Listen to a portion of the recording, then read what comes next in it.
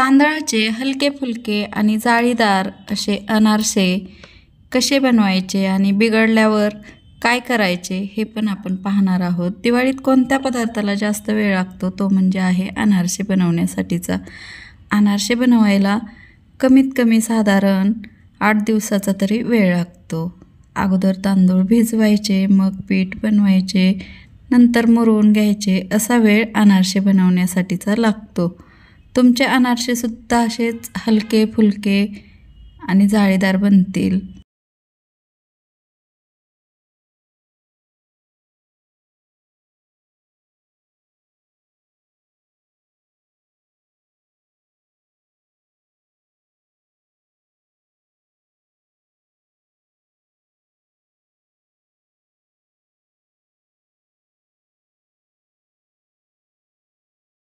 त्यासाठी मी काही टिप्स आणि ट्रिक्ससुद्धा सांगितल्या आहेत आणि त्यामुळे व्हिडिओ कुठेही स्किप न करता तुम्ही अगदी शेवटपर्यंत पहा, म्हणजे तुमचे अनारसेसुद्धा अजिबात बिघडणार नाहीत. तर इथं मी 1 किलो असं बासमती तुकडा तांदूळ घेतला आहे. तो स्वच्छ निवडून घेतला आहे. आता एका भांड्यात घालून आपण ह्याला स्वच्छ असं धुवून घेणार आहोत. 3 दिवस मी हे तांदूळ भिजवून घेतलं आहे. छान फुललं आहे. तांदूळ जोपर्यंत दररोज पाणी निघत नाही त्यातलं पाणी काढून आपल्याला धुवून घ्यायचं आहे. नंतर पाणी बदललं आहे, चोळून धुवायचं. 3 दिवस झाल्यानंतर हलक्या हाताने दिवशी आपण जास्त आपण त्याला असं हे करायचं नाही. आता हे एका चाळणीवर काढून घेऊया आपण. तांदूळ झाले आहेत 2 पाण्याने, 3 ते 4 पाण्याने असं मी धुवून थोडंसं आहेत हे तांदूळ. त्यातला कोमटपणा जाईल असं पाणी टाकून घेतलं आहे. तर हे 15 ते 20 मिनिटं असं चाळणीवर ठेवायचं आहे आपल्याला तांदूळ. आता हे 3 दिवसासाठी कापडावर मी असं पसरवून घेतलं आहे. अजिबात उन्हात वगैरे वाळू घालायचं नाही. घरातच फॅनच्या हवेखाली नाही टाकलं तरी चालेल. हे 3 ते 4 तासासाठी आपल्याला हे असेच तांदूळ पसरवून ठेवायचे आहेत.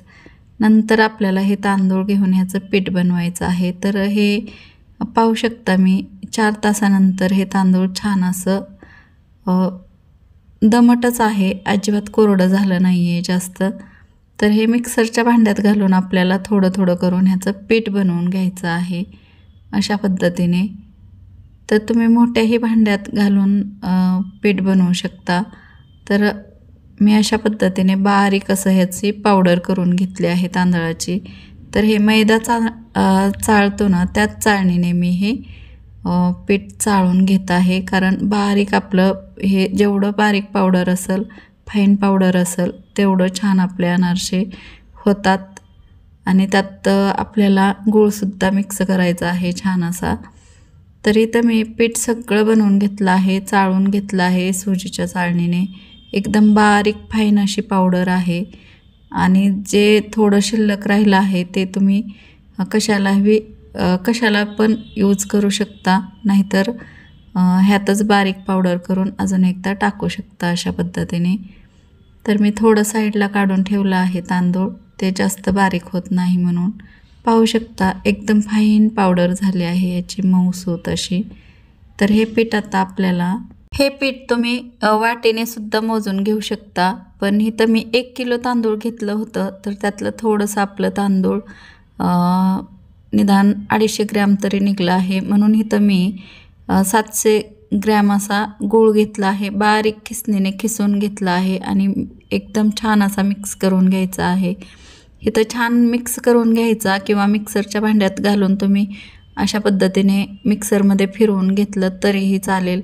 आणि आपल्याला यामध्ये साईचं दही टाकून हे मुरवायला ठेवायचं आहे. तर हे मी छान असं मिक्स करून घेतलं आहे. आणि मिक्सरच्या भांड्यातसुद्धा तुम्ही घेऊन थोडं थोडं करून हे मिक्स करून घेऊ शकता. आणि साईचं दही आपल्याला फक्त साई घेऊन त्याला इरजण लावायचं आहे आणि नंतर यामध्ये मिक्स करायचं आहे ह्या स्टेजला.